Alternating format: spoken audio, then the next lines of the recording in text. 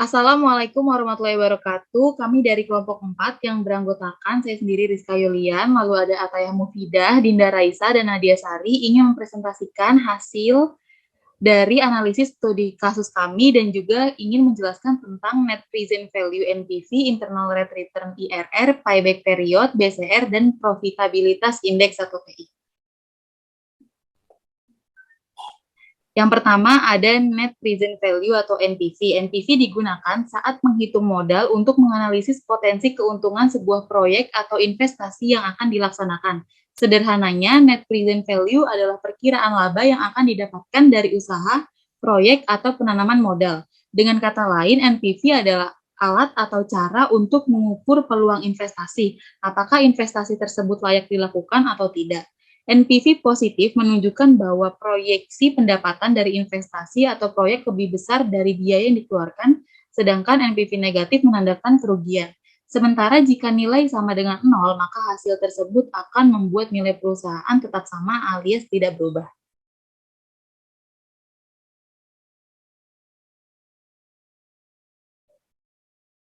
Selanjutnya ada rumus NPV. Nah, di sini ada rumusnya. Saya bacakan keterangannya ya. Yang K itu adalah discount rate yang digunakan, AT itu cash flow pada periode T, N itu periode yang terakhir di mana cash flow diharapkan.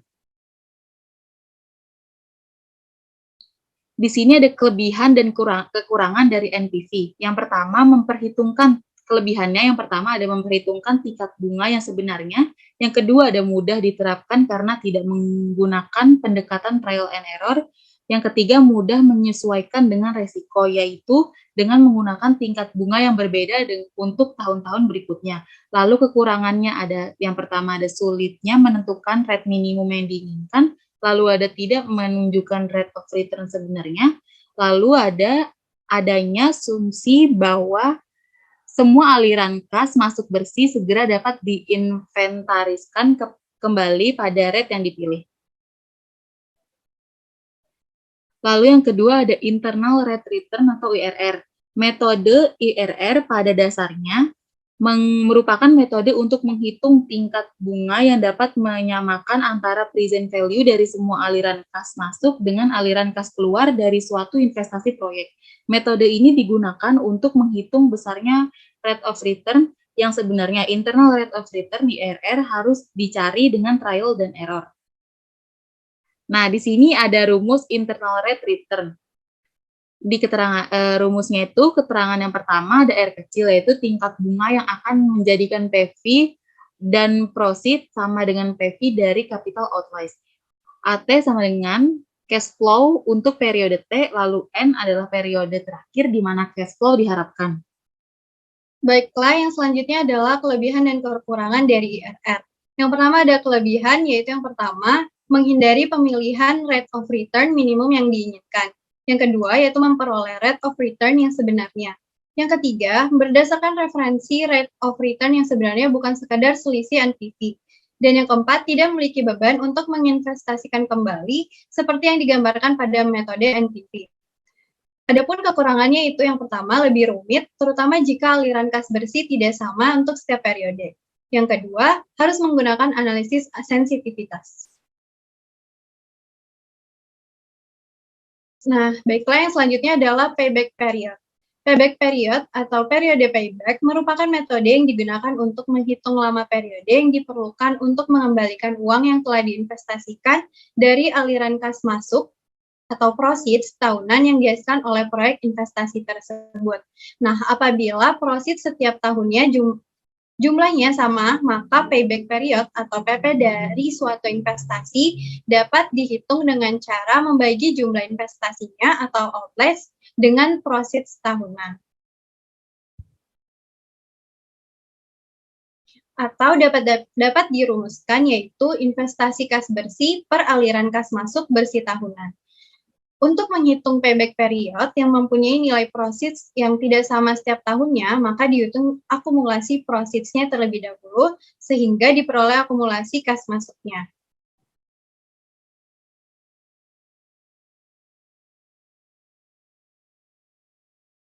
Nah, berikut adalah kelebihan dan kekurangan dari PP.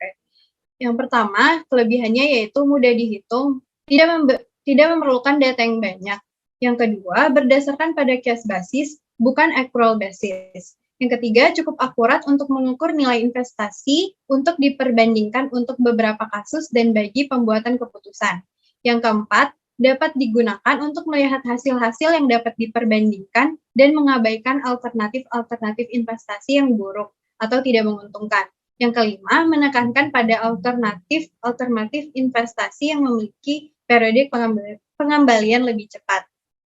Adapun kekurangannya yaitu yang pertama, dia tidak mampu untuk memberikan informasi tentang tingkat profitabilitas investasi. Yang kedua, tidak memperhitungkan nilai waktu uang. Yang ketiga, sulit membuat kesimpulan jika terdapat dua peluang investasi atau lebih yang memiliki umur ekonomis yang tidak sama. Yang keempat, tidak memperhitungkan pengembalian investasi setelah melewati waktu payback period. Yang selanjutnya adalah benefit cost ratio atau BCR. BCR adalah rasio yang digunakan untuk menganalisis biaya dan manfaat dari suatu proyek yang akan dilakukan. Nah, BCR ini disajikan dalam bentuk kuantitatif atau angka maupun kualitatif. BCR ini paling sering digunakan untuk menganalisis penganggaran modal dari keseluruhan biaya dalam menjalankan proyek baru. Adapun BCR dapat dirumuskan sebagai PV benefits per PV cost, yaitu PV benefits itu adalah present value of benefit dan PV cost itu adalah present value of cost. Selanjutnya ada profitabilitas index atau yang disingkat PI. Metode Profitability Index atau PI atau sering disebut dengan Desirability Index merupakan metode yang menghitung perbandingan antara nilai sekarang penerimaan kas bersih di masa yang akan datang atau proceed dengan nilai sekarang investasi atau outlays. Adapun rumus profitabilitas index yaitu profitabilitas index atau PI proceed sama dengan proceed per outlays. Kriteria kelayakan penerima investasi menggunakan metode profitability index adalah suatu investasi yang diusulkan dinyatakan layak jika profitability index lebih besar dari 1. Sebaliknya, jika profitability index atau PI suatu investasi lebih kecil dari 1, maka investasi tersebut dinyatakan tidak layak. Adapun kelebihan dan kekurangan dari PI yaitu kelebihannya yang pertama memperhitungkan tingkat bunga yang sebenarnya. Yang kedua, mudah diterapkan karena tidak menggunakan pendekatan trial and error. Yang ketiga, mudah menyesuaikan dengan resiko yaitu dengan menggunakan tingkat bunga yang berbeda untuk tahun-tahun berikutnya. Kemudian adapun kekurangannya yang pertama yaitu sulit menentukan rate minimum yang diinginkan. Yang kedua, tidak menunjukkan rate of return yang sebenarnya dan yang terakhir adanya asumsi bahwa semua aliran kas masuk bersih segera dapat diinvestasikan kembali pada rate yang dipilih. Kemudian ada analisis kelayakan investasi atas terencana, penambahan aktiva tetap pada studi kasus PT Pelabuhan Indonesia 3 Persero, cabang Tanjung Perak Terminal Nilam. Indonesia merupakan negara maritim yang 2/3 wilayahnya adalah lautan. Pelabuhan merupakan salah satu fasilitas transportasi yang penting untuk suatu negara, terutama bagi negara maritim, seperti Indonesia, karena pelabuhan sangat menentukan kelancaran aktivitas mobilisasi barang dan penduduk. Hal ini membawa konsekuensi terhadap pengelolaan segmen usaha pelabuhan agar pengoperasiannya dapat dilakukan secara efektif, efisien, dan profesional, sehingga dapat mencapai tingkat rentabilitas yang tinggi. Kemudian ada teknik analisis data. Menganalisis investasi aktiva tetap pada PT Pelabuhan Indonesia 3 Persero, cabang Tanjung Perak, Terminal Nilam yang meliputi 1. Analisis kebutuhan kontainer crane untuk proses bongkar muat barang. Kemudian, jumlah investasi awal atau initial investment yang dibutuhkan perusahaan dalam melakukan investasi tetap investasi aktiva tetap. Kemudian perhitungan biaya depresiasi dengan menggunakan metode garis lurus.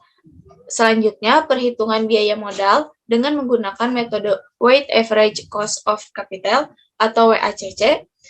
Selanjutnya, perhitungan estimasi permintaan dengan metode tren linear, yaitu Y sama dengan A plus BX. Kemudian selanjutnya perhitungan estimasi pendapatan dan biaya untuk mendapatkan estimasi earning after tax, kemudian perhitungan estimasi cash inflow, dan yang terakhir perhitungan estimasi incremental cash flow.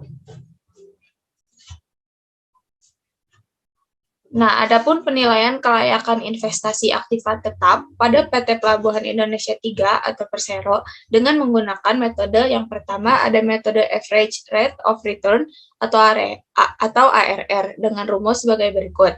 Kemudian ada metode Payback Period, kemudian ada metode Net Present Value atau NPV, kemudian ada metode Profitability Index, dan yang terakhir menggunakan Internal Rate of Return atau IRR.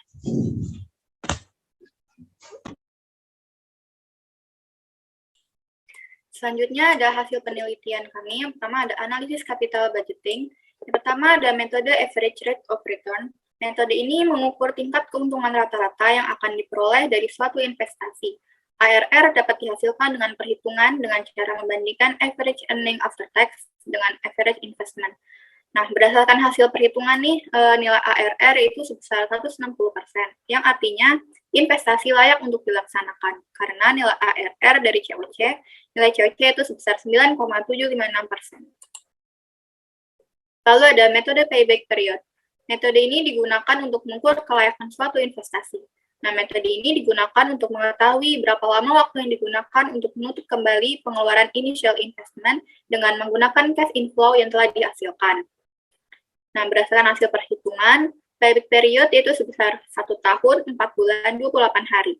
Hal itu menunjukkan bahwa investasi yang direncanakan layak karena masih pengembalian lebih cepat dibanding umur ekonomis investasi tersebut, yaitu sebesar 20 tahun. Yang ketiga ada metode net present value. Metode penilaian atas sebuah investasi yang akan dilakukan dengan menitik beratkan pada nilai sekarang atau present value. Pengeluaran dibanding dengan nilai penerimaan sekarang. Dalam perhitungan ini digunakan diskon faktor sebesar 9,756% yang diperoleh dari biaya modal atau cost of capital. NPV dapat dikatakan layak jika NPV lebih besar sama dengan 0. Perhitungan di atas menunjukkan hasil NPV yaitu sebesar 582,120,480,393. Nah, dari hasil tersebut, maka investasi yang akan dilakukan layak untuk dilaksanakan. Yang keempat ada metode Profitability Index. Metode Profitability Index sering disebut dengan Benefit Cost Ratio atau BC Ratio. Ratio tersebut digunakan untuk mengukur present value untuk setiap rupiah yang digunakan. Rumus yang digunakan pada ratio ini yaitu pembagian antara present value cash inflow dan present value initial investment. Dari perhitungan yang telah dilakukan, didapatkan hasil PI sebesar 7,47. Nilai tersebut dapat dikatakan layak karena nilai profitability index lebih besar sama dengan 1. Lalu yang kelima ada metode internal rate of return. Internal rate of return merupakan metode yang digunakan untuk mengetahui tingkat diskon atau bunga yang akan menyamakan present value cash inflow dengan jumlah initial investment dari kelayakan investasi yang sedang dinilai. Nah, dari tabel yang udah ada, diketahui bahwa nilai IRR itu sebesar 80,12%. Nah, nilai tersebut lebih besar dibandingkan cost of capital yang sebesar 9,7756%. Sehingga rencana investasi penambahan aktiva tetap berupa kontainer keren dapat dikatakan layak. Baik, kesimpulan dari hasil studi kasus kami yaitu berdasarkan hasil penelitian dan analisis yang dilakukan mengenai analisis kelayakan investasi aktiva tetap yang akan dilaksanakan oleh PT Pelabuhan Indonesia 3 Persero cabang Tanjung Perak Terminal Nilam dapat disimpulkan bahwa 1. Investasi yang akan dilakukan yaitu berupa 1 unit kontainer keren dengan nilai initial investment sebesar 90 miliar. Sumber dana yang digunakan berasal dari 2 sumber dana yaitu dengan proporsi 10% modal sendiri dan 90% pinjaman bank. Bunga yang diberikan sebesar 9% per tahun dari total pinjaman bank untuk jangka waktu 8 tahun. Nah, yang kedua, berdasarkan kriteria penilaian kelayakan investasi dengan menggunakan teknik capital budgeting, investasi aktiva tetap yang akan dilakukan dapat dikatakan layak untuk dilaksanakan dengan hasil perhitungan. Hasil perhitungannya dari average rate of return atau ARR, payback period, lalu dengan net present value atau NPV, profitability index atau PI, dan internal rate of return atau IRR. Oke, sekian dari hasil presentasi studi kasus kami. Mohon maaf apabila ada kesalahan. Wassalamualaikum warahmatullahi wabarakatuh.